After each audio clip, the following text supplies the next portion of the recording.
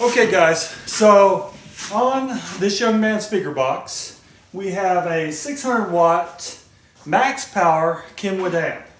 Okay, so right now it's not wired correctly, and here is our amp wire currently. So not a lot. We can't do the amps required, 40 amps, off this little wire. Not gonna happen.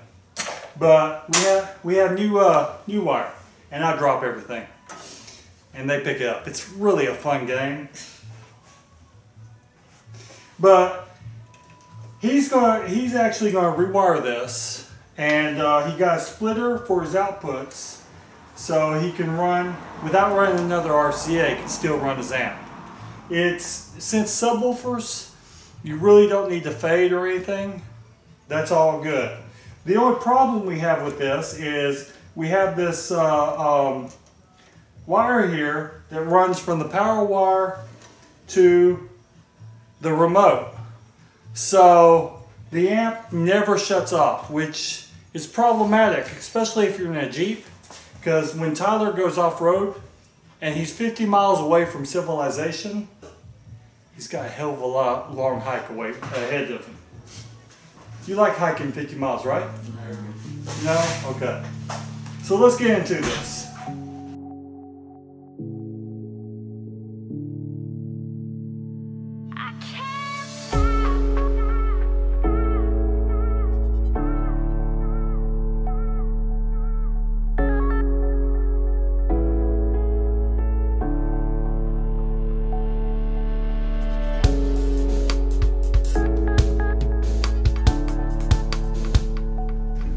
So right now we're working with the boys on their Jeep, and they've ran the wire through that rubber grommet. There's a little hole right there, and they're going to tuck it up in that wire loom all the way to the battery, which is right there.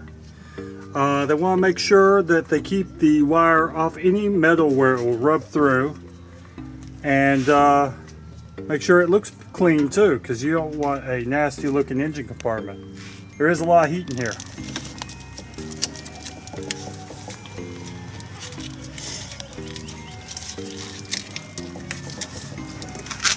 Okay, the boys have they're right through that one little piece of wire loom, then they're going to tuck that back up in there, and it'll be right as rain. We're coming off to the battery, which is right here.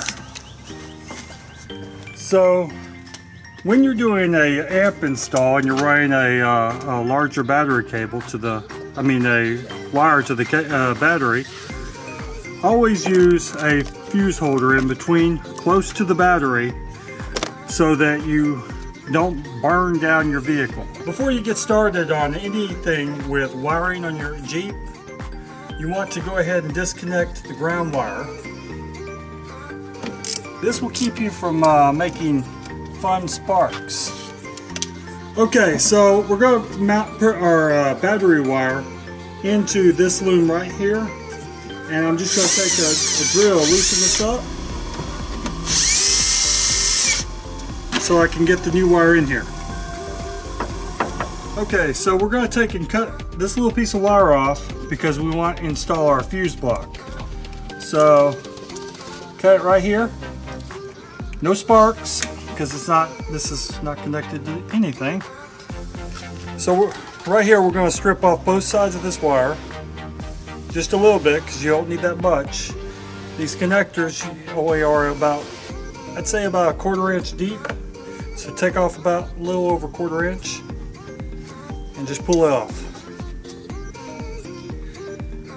On both sides, this is going to go to the battery. There we go. Both sides unplugged, and then we're going to take and feed this into our connector right here, and take an Allen wrench and pull it down.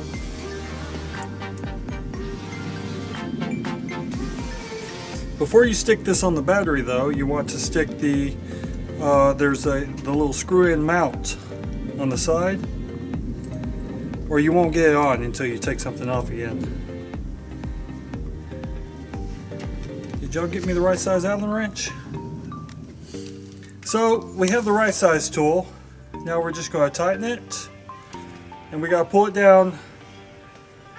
We don't want it to slide out. And there we go. Now we'll slide one of the little screw caps on from the right direction. And this is 8-gauge wire we're working with for a little Kenwood amp. And then we'll screw this on, and we'll do the other side just like this. We'll show you what it looks like when it's all done. Okay, now this young man's going to stick his fuse in. Remember, we have the ground disconnected on this Jeep, so no sparkage here.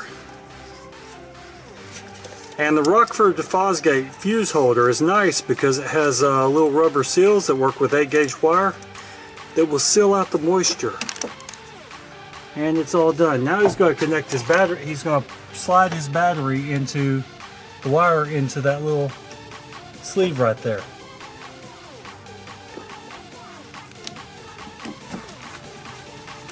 And then he's going to take and tighten it down with the drill, because we're lazy and we use drills here.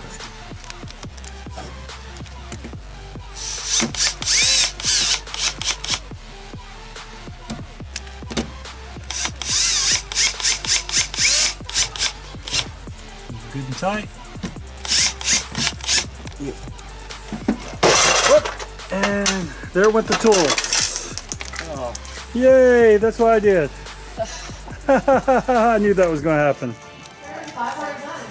Okay, so we are playing with the kids' amp here, and this is the Kenwood 600 watt amp. We've wired. This is actually a ground. We, budget kids, and this is our positive, but it's 8-gauge. We're good, and we have the remote there, and then we have our A channel wired up for all the speakers, and our B channel, it was ran and bridged at 4 ohms. So we should get 300 watts max on that, maybe when struck by lightning. We've rewired everything, and we have all the channels working. It just ran stereo going to here, and we split it to the rest of the channels. We ran the front speakers high, the back speakers low, and we set the hertz and the megahertz gizmos, and everything is happy and hunky-dory. Tyler, you want to show them how your radio sounds? So it plays, you can hear treble in the front, not distorted, and you can hear boom in the back. We got the back speaker set to 100 hertz, and then we have the cutoff for the front speakers at 100 hertz. And it's all happy now. So guys, if you like this channel, please subscribe. If you like this video, hit that like button. It's down there. Looks something like this. And if you're looking for great eats, yummy food, check out DianeWithDanielle.com. Super delicious. We're going to have meatballs. So, recipe coming soon. Meatballs with Danielle's secret touch. So y'all stay tuned to that. And also, if you're looking for warmth, which still hot, check out Explore Florida. We've got some great videos out there y'all really enjoy. Y'all please take care.